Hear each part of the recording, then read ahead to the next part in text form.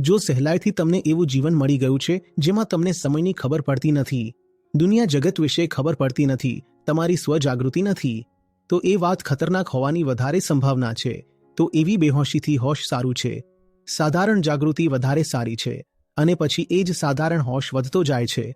ત્યારે એ જ હોશના કારણે તમે તમારી માટે યોગ્ય કાર્ય શોધી શકો છો અને તમે એ કાર્યમાં પોતાને પૂરેપૂરું ડૂબાવી શકો છો. પછી તમને એક બીજી પ્રકારની બેહોશી મળે છે. જો તમને એ બીજી બેહોશી મળી ગઈ હોય તો પછી બીજાની વાત ન સાંભળો, કારણ કે બીજાઓ એને સમજી નહીં શકે. આ વસ્તુ દૂરથી કોઈને જોઈને ન સમજી શકાય. આ તો જે એમાં ડૂબેલો હોય છે એનું હૃદય જાણે છે. અને જો કોઈ બહારથી જોશે તો એ તો બિચારો અફસોસ કરશે.